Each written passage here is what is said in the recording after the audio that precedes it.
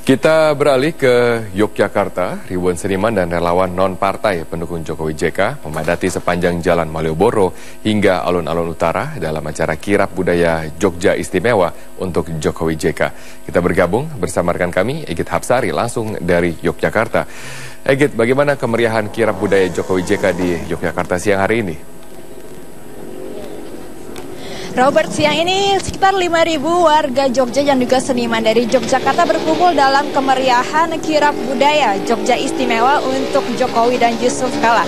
Dan Kirap Budaya ini akan dimulai sesaat lagi dan akan dimulai dari depan gedung DPRD Kota Yogyakarta, lalu akan melintasi ke Jalan Malioboro dan juga berbelok ke Jalan Mataram, lalu akan melewati titik kilometer 0 atau Monumen Serangan Umum 1 Maret dan akan berakhir di titik finish ini di alun-alun utara Kota Yogyakarta. Robert, sebenarnya rute dari Kirap Budaya ini ada sedikit perubahan karena acara Kirap Budaya ini bersamaan dengan kedatangan Presiden Susilo Bambang Yudhoyono di Gedung Agung Yogyakarta, sehingga rute dan venue dari acara Kirap Budaya ini harus mengalami sedikit perubahan. Dan Robert, acara ini merupakan murni dari gerakan rakyat tanpa embel-embel dari partai apapun, karena acara ini memang merupakan bentuk dukungan dan juga bentuk dari apresiasi warga Yogyakarta terhadap sikap dari Jokowi dan Yusuf Kala yang secara tegas menyatakan dukungannya terhadap keistimewaan daerah istimewa Yogyakarta atas sumbangsih warga dan juga Yogyakarta dalam memperjuangkan kemerdekaan Indonesia di masa lampau. Dan selain diikuti oleh ribuan warga Yogyakarta, dalam Kirap Budaya ini juga akan dimeriahkan oleh seniman akar rumput yang turut memeriahkan Kirap Budaya, seperti dari prajurit bergodo, dari jatilan, dari tim barongsai, dan juga pawai becak yang diikuti oleh sekitar 200 penarik becak se-Yogyakarta. Dan di titik inilah, di alun-alun utara, merupakan titik finish dari Kirap Budaya Jogja Istimewa untuk Jokowi dan Yusuf Kala. Dan di titik finish ini nantinya sekitar pukul 3:30 sore akan dihibur oleh beberapa seniman dari Yogyakarta. Di antaranya ada Butet Kartarajasa, ada Jogja Hip Hop Foundation, ada Jaduk Ferianto, dan juga seniman teater Marwoto dan lain sebagainya. Dan sebenarnya apa yang mendorong para seniman ini sehingga tergerak untuk membuat acara Kirap Budaya untuk mendukung Jokowi dan Yusuf Kala? Untuk itu saat ini saya sudah bersama dengan Mas Butet Kartarajasa. Halo, selamat siang. Selamat sore. Mas Butet Kartarajasa ini salah satu seniman yang akan tampil dalam acara Puncak Kirap Budaya sore nanti dan juga sekaligus sebagai inisiator dalam acara Kirap Budaya ini. Nah, seperti apa informasi selengkapnya nanti kami akan lanjutkan sesaat lagi setelah pariwara berikut ini. Tetap bersama White Shot. Robert, saat ini saya masih berada di alun-alun utara Kota Yogyakarta, yakni yang menjadi titik finish dari Kirap Budaya Jogja Istimewa untuk Jokowi JK. Dan di titik finish ini nantinya para peserta Kirap Budaya yang terdiri dari ribuan atau sekitar 5.000 warga Yogyakarta dan juga seniman dan juga berbagai relawan non-partai se-Yogyakarta akan sampai di sini dan dihibur oleh berbagai seniman dari Yogyakarta seperti Butet Kartarajasa, Jogja Hip Hop Foundation, dan juga Jaduk Ferianto beserta tokoh-tokoh masyarakat yang lainnya.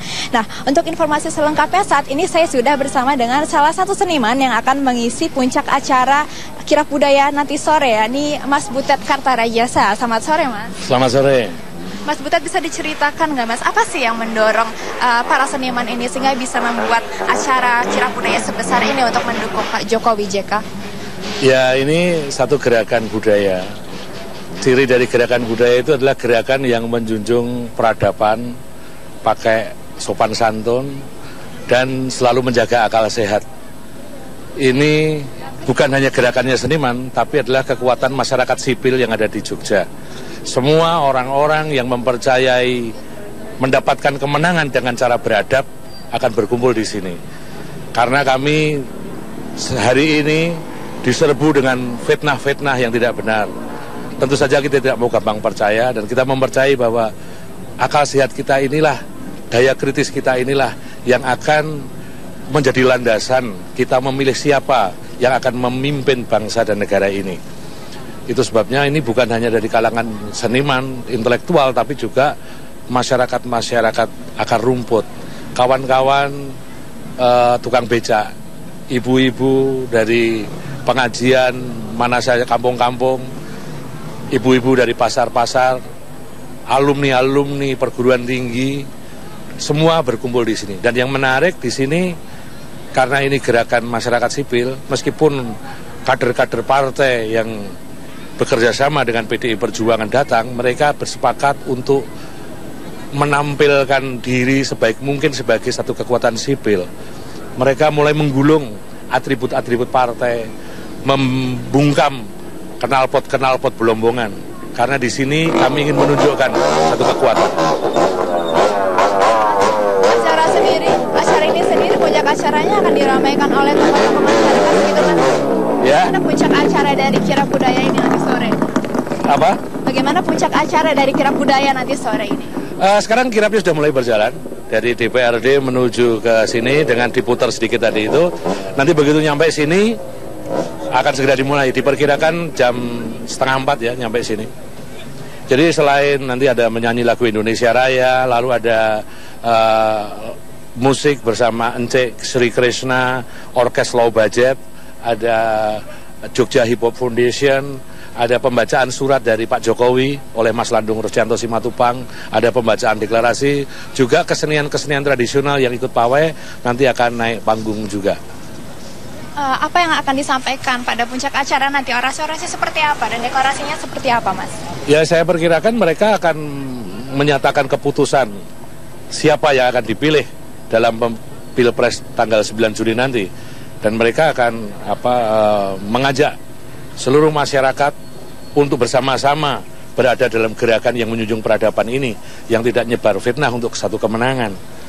Jadi Pak Jokowi dan Yusuf Kalla, terutama Pak Jokowi, bagi kami, bukan kami maknai saja sebagai petugas partai PDI Perjuangan saja, tapi bagi kami Pak Jokowi adalah petugas bangsa dan negara ini untuk menyelamatkan Indonesia dari keserakahan orang-orang bermasalah.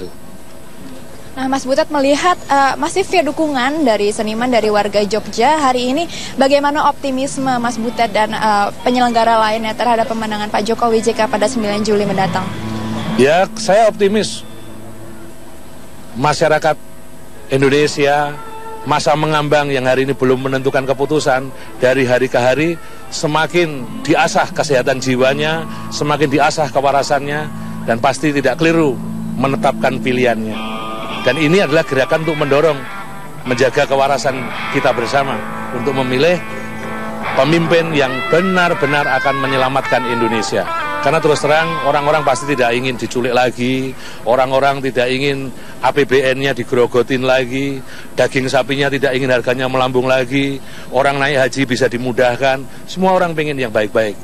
Orang-orang baik pasti memilih yang baik.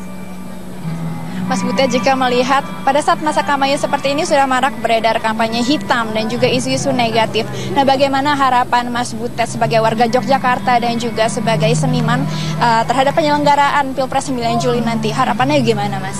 Ya, praktek kampanye hitam itu kan membuktikan bahwa yang melakukan kampanye itu adalah tidak benar. Maka sengaja menciptakan ketidakbenaran untuk mempengaruhi orang. Masuk yang tidak benar masih diikutin kan pastinya tidak kalau kita waras. Jadi saya yakin semua orang tetap concern pada common sense, akal sehat. Terima kasih waktunya Mas Butet. Ya, semoga semangat ini kirap budayanya berjalan lancar ya sampai sore nanti. Terima kasih, Mas.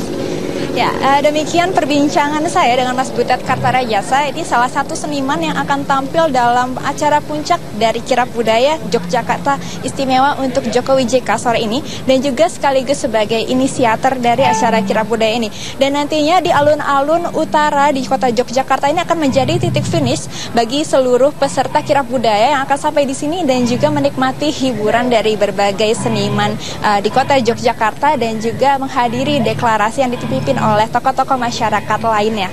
Demikian Robert dari Yogyakarta, kembali ke studio. Baik, terima kasih Egit Hapsari atas informasi Anda. Kami tunggu terus bagaimana kemerahan dari kirap budaya di sana. Kita beralih ke informasi lainnya. Kompas membantah tudingan Fadlizon yang mengatakan survei Kompas adalah survei bayaran. Apalagi selama ini Kompas memiliki reputasi sebagai lembaga yang kredibel. Balitbang Kompas melakukan survei jajak pendapat terhadap 1.950 responden di 34 provinsi di tanah air dalam rentang waktu tanggal 1 hingga 15 Juni. Hasil survei itu dibuat di Harian Kompas edisi Sabtu, di mana pasangan Joko Widodo unggul atas pasangan Prabowo Hatta. Hasil survei itu memancing reaksi jubir Partai Gerindra, Fadly Zon. Fadly menuding survei Balitbang Kompas sebagai survei bayaran. Tudingan itu langsung ditepis oleh Wapemret Harian Kompas, Budiman Tanurejo, yang mengatakan survei Balitbang Kompas adalah survei independen dan bukan pesanan. Budiman pun berbalik menantang Fadly Zon untuk membuktikan tudingannya itu. Tetapi bahwa ada tudingan bahwa lembaga survei yang dilakukan oleh Litbang Kompas itu berbayar, saya mau membantah secara kategoris bahwa itu tidak benar, ya. Nah, saya juga akan meminta kepada saudara Fadly Zon untuk membuktikan siapa yang membayar, bayarannya berapa, ditransfer lewat mana, dan lain sebagainya, agar pernyataan itu juga tidak hanya sekedar diungkapkan tanpa ada basis data sama sekali. Buktinya di mana? Faktanya, kami mengelola, sering melakukan survei-survei, dan kami membiayai sendiri, mengontrol sendiri, hasilnya juga kita kelola sendiri. Hal senada juga diungkapkan oleh pakar komunikasi politik Hamdi Muluk. Hamdi Muluk mengatakan tidak mungkin lembaga seperti Balitbang Kompas dapat dibayar untuk melakukan survei pesanan karena sudah memiliki reputasi yang mapan. Kira lembaga-lembaga yang sudah punya nama besar, punya reputasi yang bagus, itu tidak akan menggadaikan reputasinya, ya, untuk sesuatu yang akan mencoreng reputasinya tentunya, misalnya dibayar oleh pihak-pihak tertentu. Jadi saya kira apalagi lembaga sebesar Kompas, ya, dengan reputasi yang sudah puluhan tahun di media cetaknya dan juga korporasinya yang besar begitu, ya, saya kira tidak masuk akal, ya, dia bisa disogok oleh satu orang, ya, kecuali misalnya lembaga-lembaga survei bisa dibayar itu lembaga abal-abal yang kita tidak tahu siapa yang punya, ya, pelaku-pelakunya juga tidak punya track record dalam survei, ya, dan itu mungkin dibayar, tapi saya kira tidak mungkin lembaga sebesar Kompas dengan reputasi yang tinggi itu bisa dibayar seorang Jokowi misalnya. Saat ini ada sekitar 9 lembaga survei yang sudah mengeluarkan hasil riset mereka terhadap pasangan Capres dan Cawapres. 7 dari lembaga survei itu menempatkan Jokowi JK di urutan teratas. Zaki Haikal, Arif Firmansyah, Metro TV.